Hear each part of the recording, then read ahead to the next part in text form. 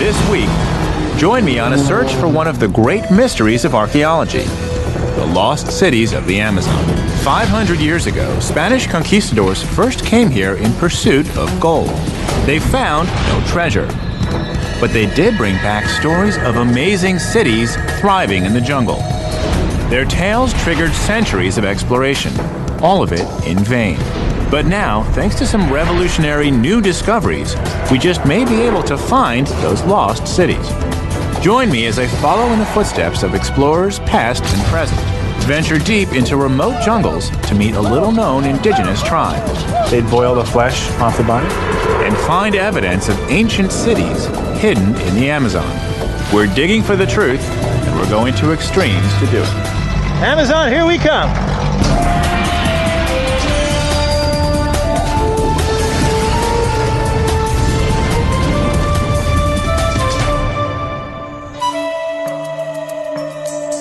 The Amazon is the largest river in the world, a vast system of interconnected waterways as big as all of Europe.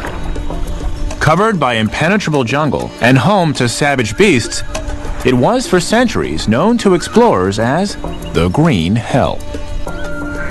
Some sought the gold of hidden cities. Others were convinced that if they searched hard enough, traveled far enough, they'd discover the urban remains of ancient civilizations. Hi, I'm Josh Bernstein.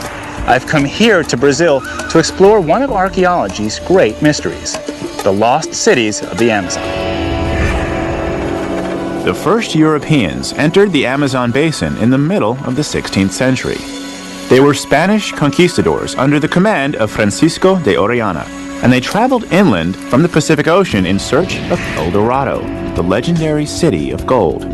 They didn't find El Dorado, but Orellana's chronicler did report seeing large populations along the river's edge. We tarried in the land, densely populated with towns and villages. Some of the towns extended for 5 leagues without any separation between the houses. Quite a wonderful thing to see. It was a discovery that later adventurers were never able to confirm. In fact, all subsequent expeditions reported that only the most primitive of tribal peoples called the Amazon home.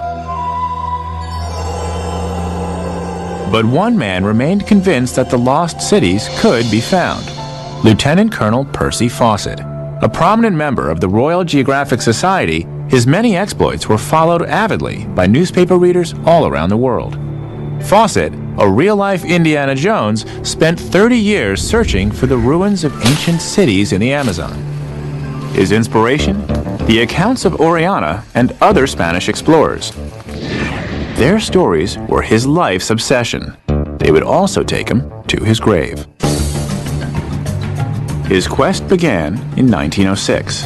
Hired to explore and map the uncharted reaches of the Amazon, he was one of the few Europeans willing to risk deadly encounters with the natives and the wild animals of the jungle.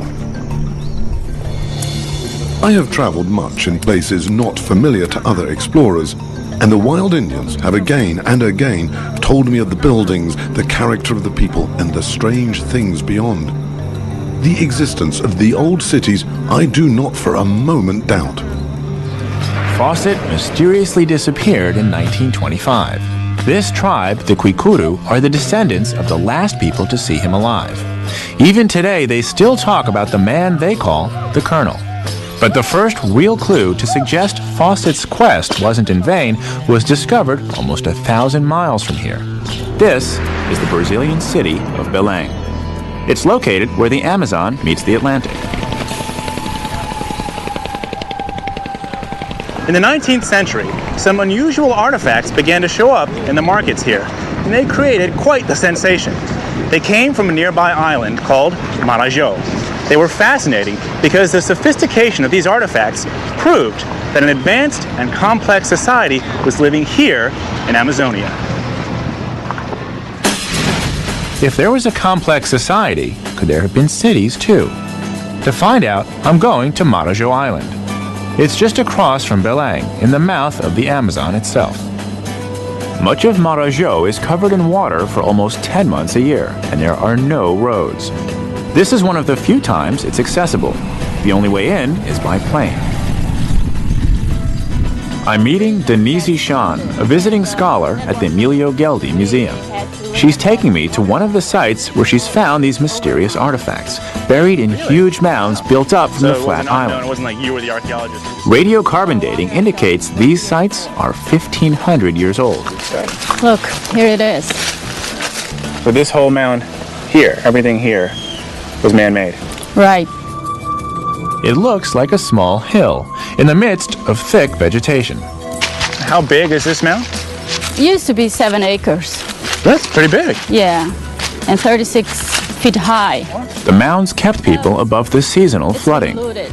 but they offered more than just protection. Dug out. They were also burial grounds. Each generation built on top of the previous one, so the mounds are full of funerary urns and the ceramics that went with them. Wow. Look at all this pottery, though. Yeah. It's truly everywhere. It's like, is it okay if I pull some of these out? Yeah, This right, site's been yeah. fully. And check this out. It's all these pieces that I'm pulling are pot shards just sticking out of the walls. Yeah, right. I mean, no offense, but the mound. It's hard for me to make out that there were tons of people here, but Right, this is yeah. obvious a sign that there were people living here. This whole area was like 2,000, 3,000 people. Look. The original mound builders vanished long ago, but the pottery they left behind has changed how archaeologists think about life in the Amazon before the Europeans arrived. When we return to Denise's office in Belang, it really becomes clear. These potsherds, when put together, indicate a settled society in the Amazon. They're huge. How would they be used? Well, for what we call secondary burial. First, they either boiled off the flesh or let it body rotten somewhere. They'd boil the flesh off the body? Yeah, that's Really? one possibility. You see, and then sometimes they paint the bones red. Look at the skull. So a person would die, they'd boil their bones and skull down to just this, paint it red, and put it in an urn. Yeah, they arrange in a certain way inside of the urn and put offerings also together. These kind of pots we found inside the urns. Look. What are those triangle things? These are tangas. It's like the bottom part of a bikini. Bikini? Yeah. Really? So they would wear like that? With a string around, right, huh? Yeah. Wow, Brazilians with your beach wear, sexy beach wear, gotcha. They were buried with objects from all aspects of their lives, personal, practical, even ceremonial, including a phallic rattle. That's fairly suggestive. What was this? Well, yeah, it was used in some kind of ritual. Yeah, I bet it was. They are everywhere. Yeah, right. These funerary urns are vital clues, Have some meaning. changing the stereotypes of how people in the Amazon used to live. Well, they were buried inside houses, and they kept this part on top of the ground. So this much is still sticking up. Yeah. The fact that they're actually burying their ancestors in their homes, doesn't that suggest a permanence that sort of flies in the face of these nomadic cultures? It was some kind of, claim to the place where they lived, their territory, to say, well, we are the people who live in this place. The problem is that some people thought that this kind of society could never evolve in the Amazon. But we know today that this society evolved in Marajo Island, and they lived there for 900 years. The society living on Marajo Island was clearly well established. Their funerary practices and their settlements suggest sophistication. But perhaps they weren't the only culture in this region to demonstrate complexity. Could other people farther upriver have created similar settlements? Could Oriana and explorers like him have actually found cities in the Amazon? I'm pursuing a mystery that's intrigued explorers for generations. Are there ancient lost cities hiding deep within the Amazon? All these pieces that I'm pulling are potsherds. I've discovered that large, settled communities used to exist at the mouth of the Great River. But could there be lost cities hidden in the interior? I need to head 1,000 miles upriver to find out more. My destination is Manaus, in the heart of the Brazilian rainforest.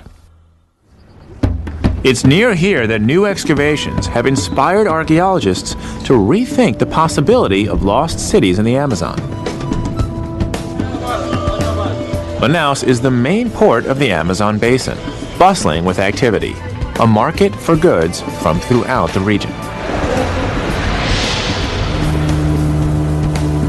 From here, I'm heading upriver with Elena Lima, a researcher at the University of Sao Paulo. And the rhythm of their lives.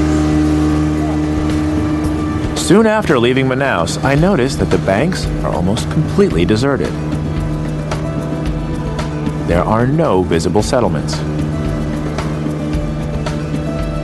Until recently, most archaeologists believed the accepted wisdom that the Amazon was a wet desert, far too infertile to support a large, settled population. We're crossing to the other kilometers. But Elena tells me this is where the Spanish explorer Orellana reported seeing thousands of houses lining the river. So all along the coast here, there would have been like one village after another. Yes. How heavily populated was it? The chronicles from the 16th century tell the villages were one right next to each other. It's beautiful. It looks like beachfront property. After an hour and a half, we arrive at a site called Asatuba. Nice. Good. All right. So here we are, Asatuba site. The Asatuba site looks, at first glance, to be little more than a patch of earth with some trees growing on it. Yes, this is the archaeological site. What is it that makes this an archaeological site? The main thing, the most important thing is this soil. Look at this. This is the terra preta de índio. What is it? Teja? Terra preta de índio, Indian black earth. It's a very fertile soil, and it's directly connected to the archaeological site. So how does this soil become black then? Actually, it was made during the process of occupation of this area. It's connected to all the sherds. Look at this. They're all around. Oh. Here, see? Yeah. Here's a nice one. Wow. The pottery and the terras pretas, they are both a product of human occupation. Wow. Elena tells me Terra Preta is a genuine archaeological mystery. Highly fertile, this black earth was once presumed to be a natural phenomenon. But now it's believed to be the product of deliberate soil management. Still, despite more than a century of study, the exact formula for making it continues to elude scientists even today. Most people used to think Amazonian soils wouldn't support these plants.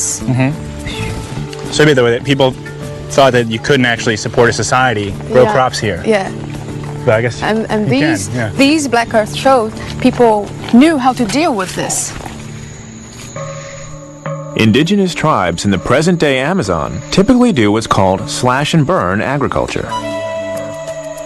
The jungle is cleared by fire and planted with manioc cuttings. Each field is farmed for a few years and then abandoned for another. For most of the 20th century, archaeologists were sure that this was the way the Amazon had always been farmed, and slash-and-burn agriculture could never support large, concentrated populations. Cities in the Amazon were thought to be impossible.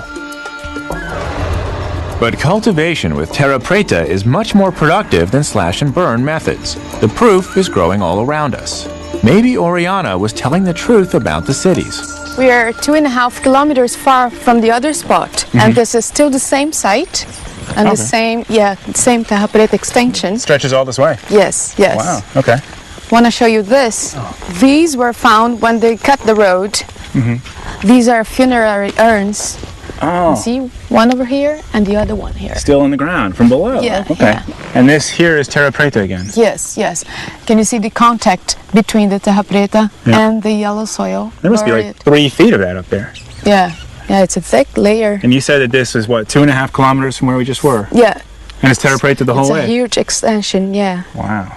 Elena, given how important terra preta was, and still is today, are people still making it? No, we don't know how to make it anymore. Really? Yeah.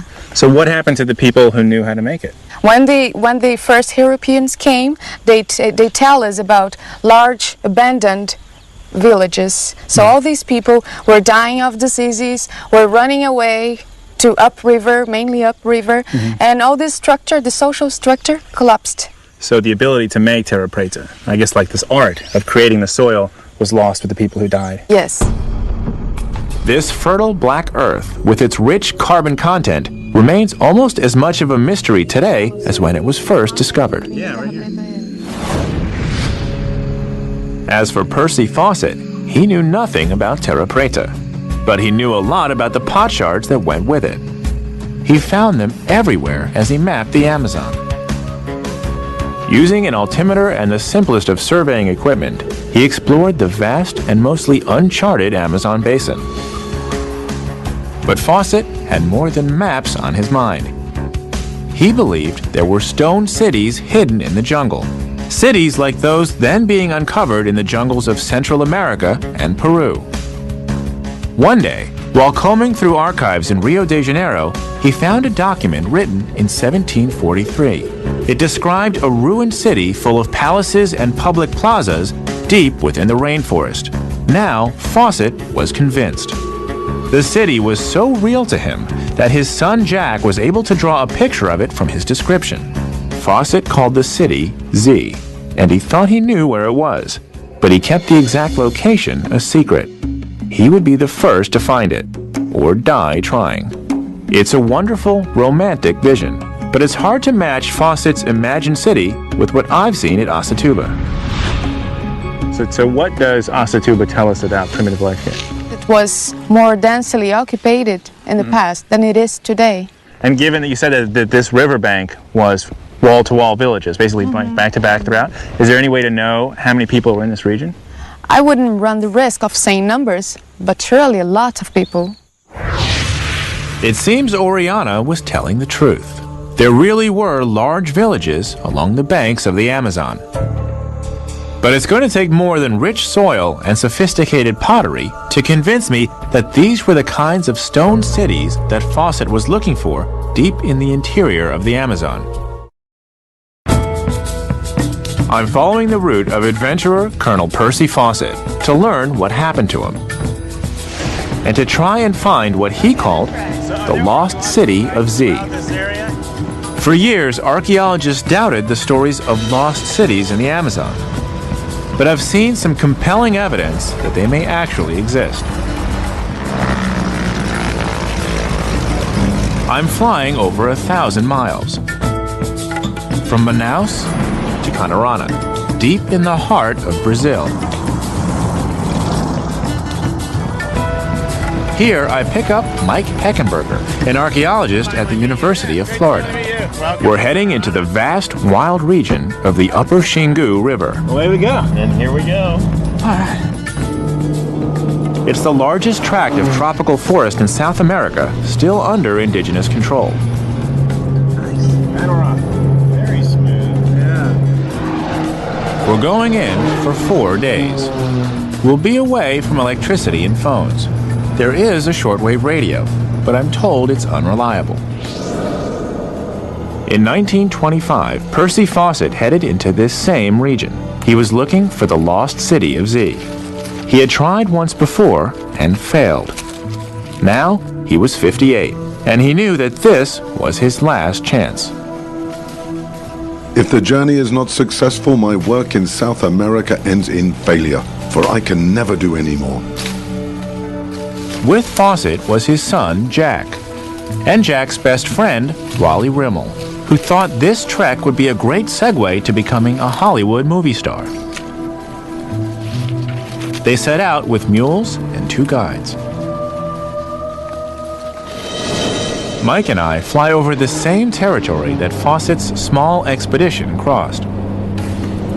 Fawcett would have loved one of these. Yeah, absolutely. Fawcett would have had a much easier go of it. It'll take us only a few hours to fly over land that Fawcett struggled to cross in 8 days. In 1925, the scrub brush hadn't been cleared, and the jungle was almost impenetrable. Our journey has been no bed of roses. We have cut our way through miles of low, dry scrub. We have been eaten by bugs. Raleigh Rimmel is still bootless from his lame foot, the result of an infected insect bite. I have therefore urged him to go back, but he insists on going on. Fawcett's route started in Quyaba, heading north into unknown territory around the Xingu River. And that's exactly where we're heading. We've now come into kind of the edge of the indigenous area, and you can see it's just solid forest. As far as the eye can see, it's just contiguous forest. It'll be nice to see friends again. It'll be wonderful to see friends again, yeah. The Kwikudu are extremely friendly people, and yeah, very dear to my heart.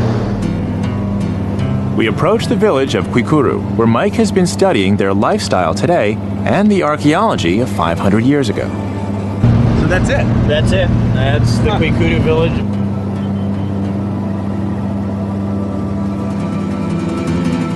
This is great. The village is coming out to meet us. Look at the kids running. Hello. Mike has been living and working with the Kwikuru people for over 12 years. Okay, bon dia. He is the adopted brother of the main chief. No one knows the Kwikuru better, and Mike thinks that they have a lot to tell us about the possibility of cities in the Amazon basin. Hi, bon dia. Like a homecoming. I feel welcome. This is their central plaza, huh? This is the Central Plaza, yeah. I seem very happy to see you. Yeah, this is Itzana. How are you? Joshua. Nice to meet you. Bon dia. The Kwikuru still live very much as they did before Europeans came to the New World. Isolated by choice, they're self-sufficient, living on what they harvest and what they hunt. The Kwikuru are like a window into the past, with a few notable exceptions. But will these 300 friendly, welcoming people and their friend Mike Heckenberger be able to help me find evidence of ancient cities in this wilderness? I meet Afukaka Kwikuru, the chief of the village. Okay. Should I sit? Wow, this is great. He and Mike have been working together to discover more about the history of the Kwikuru and what it can teach us about the Amazonian past. Afukaka tells me his people have maintained the same traditions and cultural practices for hundreds of years. Next, Mike gives me a tour of the village. Wow, that is gorgeous. Look at the parrot on top. Yeah, aren't these beautiful? Yeah. What are these called? These are called une. It's the traditional house. How many people fit inside one house? 15 to 20 on average. And the position on the plaza, whether it's on the north side or the south side, east or west, depends on the position of the person. The chiefs live on the north and south poles of the village, for instance. Okay, so actually where you are relative to this is important. Is very important, right? What about the size of the plaza itself? It's about 700, 750 feet wide. Usually they're about 500 feet wide. And traditionally, this is the setup that we would have seen here 500 years ago. But yeah, this is what it was probably 500 years ago. Mike explains that this central plaza, bigger than 2 football fields, is surrounded by permanent dwellings that are perfectly adapted to the hot climate. Josh, I wanted to tell you a little bit about these sculptures. This is a jaguar and this is a toad. And these sculptures are only made in chiefs' houses, which they call... Back in Afukaka's house, there's more evidence that the Kwikuru differ from the usual concept of nomadic hunter-gatherers in the Amazon. To chiefs. All of these different emblems and designs are specific to chiefs' houses. And what's this thing? This is a manioc flour storage silo. The community gives surplus manioc flour to the chief, who stores them in this traditional silo. You can see that this is made out of reeds and leaves, just as it would have been in the past. And how much manioc would they store here? We've estimated that they can store up to 2,000, 2,500 kilograms, the equivalent of several tons of manioc flour. The basic elements of a complex society are things like the presence of a political elite, a group of people that is fundamentally different, a class-like group of people. And here we have evidence that there was a chiefly elite. We have evidence of large-scale food production. We have evidence of storage. And his stuff doesn't spoil. Nope, keeps good for a full year. The village of Kwikuru has been here for only 30 years, but it feels permanent. The size of the structures and their capacity to store large food resources hint at even bigger populations in the past. Could they have been cities? I imagine Colonel Percy Fawcett passing through this very region. Did he stop here? Are we near the remains of his lost city of Z? I've traveled thousands of miles, crisscrossing the Amazon region in pursuit of lost cities in the jungle. I've seen compelling evidence that large-scale societies did exist deep within the rainforest. Now, following in the path of explorer Colonel Percy Fawcett, my quest has brought me to the remote village of Kwikuru. It's another reality, a world of its own. Archaeologist Mike Heckenberger wants to give me a greater sense of the history and complexity of Kwikuru society by taking me fishing. Pretty much all of the terrestrial red meat is tabooed, and they won't eat it. So the majority of their diet, by far, is fish. Yeah, the vast majority of animal protein is fish.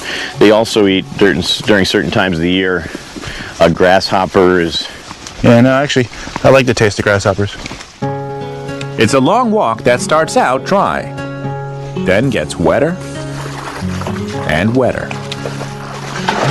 Be careful, it's slippery. Typically, the Kwikuru are sophisticated fishermen who harvest the waters around them in a variety of ways. So we're hoping for fish, huh? Oh, and I think we got some. At this time of year, the most effective form of fishing is with traps. A lot of fish. All right, look at that. Small dams called weirs create ponds that are well stocked with fish. How do we get them out? Now they're... And now we got dinner. Is that a good catch? That's a good catch. He said that his son was over here just the other day and got 159 out of the trap. Out of one trap? Out of one trap. As Jamu resets the trap, it's clear this form of fishing points to a very stable and fixed type of lifestyle. These ponds have been carefully constructed, so it's not likely that the Kwikuru would abandon them. In fact, they've been using these ancestral fishing grounds for hundreds of years. But fish are just one part of the Kwikuru diet. They grow a variety of different varieties of manioc. There's some pineapple. Later, Mike and I visit agricultural fields. Just so happens that manioc grows great in these soils. How many varieties do they have? They have over 40 varieties. Again, Mike sees indications of a settled and stable society. This land has been used for many generations. In fact, they've been here for hundreds, even over 1,000 years. So just as we saw with fishing, the way they grow crops here also suggests a very sophisticated civilization. Well, yeah, the wide variety of plants that they use, the multi-cropping that they have here, shows that they have a variety of ways to use fields at one moment in time. It looks like a scrub forest, huh? Yeah, it's very foresty. Right. To you and me, it may look like a scrub forest, but it's not. Well, actually, it's an old manioc garden. This is? Yeah. How do you know this is a garden, or was a garden? Well, these piquet trees. This is what we saw. Suddenly, I realize that this isn't just a stretch of forest. It's an orchard, a piquet orchard, a fruit sort of like a guava. And it's a big... So this plot of land has been thoroughly maximized. It's a balance, it's a sustainable form of development, but it's not a natural balance, it's an artificial balance. They've created it. Today, the village of Kwikuru is just that, a village. But could there once have been a city here, of the sort that Fawcett dreamed of finding? Could the Kwikuru themselves have once lived in such a city? Fawcett knew little about the Kwikuru people or their culture, but from his research he was convinced that their tribal territory was home to the abandoned stone city of Z. So it was in 1925 that Colonel Fawcett made the fateful decision to head into Kwikuru territory. He traveled with his son Jack and Jack's friend Raleigh Rimmel. After 8 days of grueling travel, Fawcett stopped at what he called Dead Horse Camp. After this, they'd be in unmapped territory. Our route will be from Dead Horse Camp, roughly northeast to the Xingu. Beyond the Xingu, we shall take to the forest to a point midway between that river and the Araguaia. It was here in the uncharted and unexplored territory of the Kwikuru that Fawcett was convinced lay the ruins of the lost city of Z. Fawcett snapped a picture of Jack and Wally and wrote a dispatch to the Los Angeles Times. We shall be among the Indians with all the adventures which that implies. It is a difficult country to enter and to penetrate. I shall continue to prepare dispatches from time to time in hopes of being able to get them out eventually through some friendly tribe of Indians. But I doubt if this will be possible. But the two guides refused to go any farther. They returned to civilization with Fawcett's dispatch and the photo. Then Colonel Fawcett set out with Jack and Raleigh Rimmel into the wilderness, traveling ever deeper into Kwikuru territory. They were never heard from again.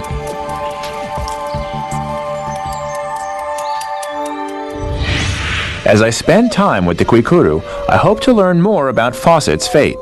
But first, I need to establish a sense of trust.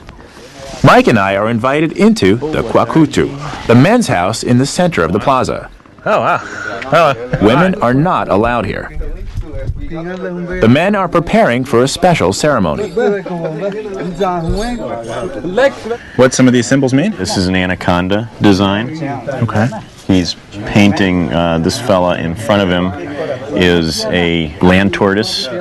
Celebrating the fish spirit, this ritual is meant to ensure a plentiful supply of a crucial part of the Kwikuru diet.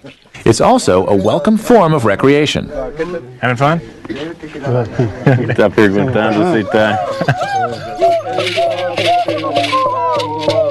Wearing his jaguar skin hat, the executive privilege of a chief, a fukaka presides over the event.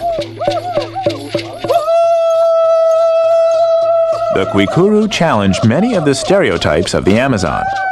Instead of small-scale societies, these people live in large, permanent villages.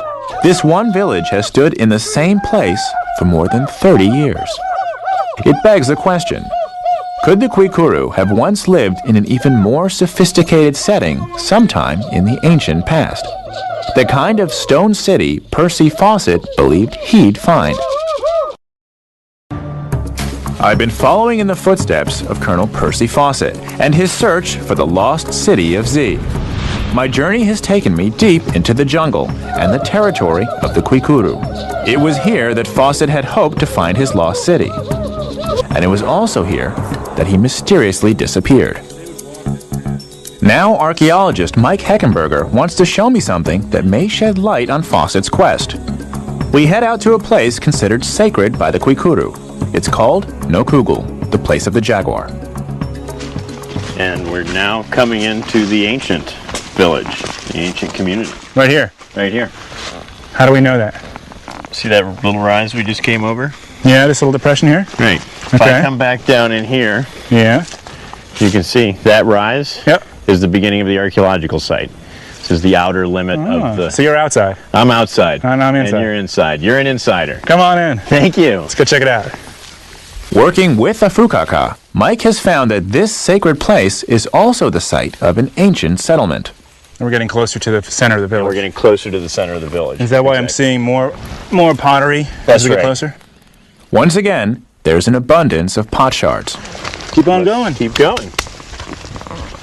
We're actually walking parallel. Although it feels like we're walking through the jungle, we're now inside the limits of the old settlement. This place must have been huge. We walk across an open area in the forest. Your step, pretty heavily vegetated here. More snakes? No more snakes. Okay. Can't have snakes in the plaza. Where there is now undergrowth, there once was a perfectly circular plaza. This was the central plaza. This is where it all happened. This is where the chiefs did their business. This is where people came out and did their dances, just like we saw in the contemporary village. But Mike's most important discovery, made in the mid-90s, is not an old plaza in the jungle. We're actually in the trough or the base of one of these ditches now. Chief's up here. Let's say hello to him. Hi, Chief. You see you again. We meet a Fukaka at the location. All right, it's a trench. So At first glance, it's hard to understand the site's importance. It's probably easier if I just get down and show you. So I'm just Okay. going to jump down in there. Gotcha.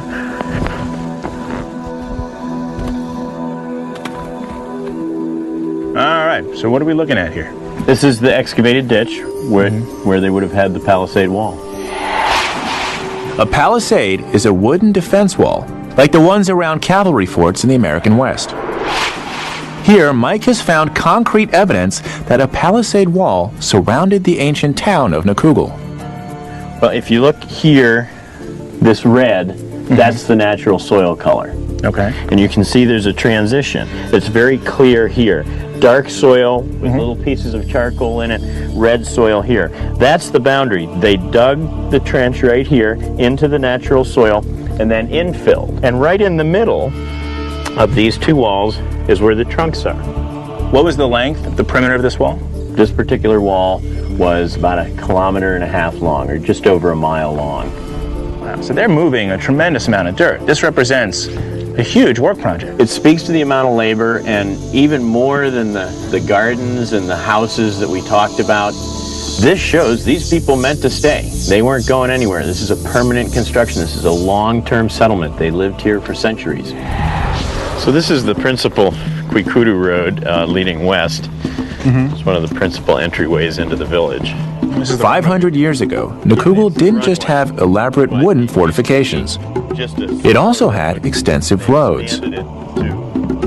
Nakugul was a complex of 5,000 people, connected to similar towns by highways. This landing strip we're walking along was once a road. Where do these roads go to? Is there a specific place? Yeah, they lead to another community. And this is an interesting thing. Not only were communities much larger in the past, in prehistoric times, but there was many more of them. And they were all linked up in this very complicated network of roads. Roads like this one that were very wide and well kept and straight as an arrow. Mike has studied satellite photographs of the region and used global positioning to follow the remains of ancient highways. Here, the pattern of the roads is clearly visible, emerging from the central plaza of the community in the form of a cross. Beyond this community is a whole cluster of towns connected by highways like this one, forming an ancient urban landscape. It's a very different metropolis from the one that Fawcett had in mind. His lost city of Z came complete with big public buildings made of stone. Mike's version is something completely different. But how does this reality relate to the idea of lost cities in the jungle? When I think city, I think skyscrapers and sidewalks. And you're saying this is a city too. You have to open yourself up to a different idea of the city. This is not your classic European city center that trickles out into the countryside. This is a different form of urbanism. Kind of like LA in a way. There's no concrete single center. It's a bunch of units spread out across the landscape, tied together, integrated through a very complex system of communications. But you have to remember that in pre-Columbian times, some of these communities were 10 or 15 times as large. There was 8 to 10 times as many of them, connected by very sophisticated, complicated road systems. City comes from our experience in Europe of a city center. This does not have a city center. This is spread across the landscape. It's built out rather than built up. With between 2,500 and 5,000 people per complex, and 12 interconnected complexes, 500 years ago, this was a metropolis of as many as 60,000 people. It was comparable to London and Madrid of feudal Europe. A city. Hidden in the jungle, Z may very well have been only a few miles from Percy Fawcett's campsite. And he never knew it was there. Percy Fawcett was looking for European cities in the Amazon. He was looking for stone structures, pyramids, and this is a form of urbanism or a form of complex settlement that is built out rather than built up. It doesn't have centers. But a big mystery remains. What happened to Percy Fawcett? He was certainly not forgotten, especially by the Kwikudu. They call him the Colonel. My original journey here began looking at European explorers, and most recently, Colonel Percy Fawcett. What light can the Kwikuru shed on Colonel Fawcett? Tem a história. Quando eu não, ainda bem sem nascer, é nosso. Meu pai, acho que meu pai já nasceu, apareceu, coronel. Do you know, does anyone in this region, as locals, do you know what happened to him? O índio daqui ou índio de outro lugar? Outro lugar. Yeah. He said it could be that he was killed by Indians, not from here, but from elsewhere, where he went, which was to the east. But they don't know because it wasn't them.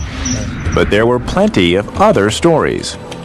One explorer claimed that Fawcett had become a chief and married a local woman, never wanting to return to civilization. Another reported that he had been held captive. One explorer even claimed to have seen Fawcett's shrunken head. In the end, the only clue to Fawcett's whereabouts was his beloved altimeter that showed up in Cuiabá in 1933 and was returned to the Royal Geographic Society. Whatever happened to Percy Fawcett, he blazed the way. His belief in lost cities, like Oriana's reports before him, are now proving to be true, but in a way that he probably never imagined.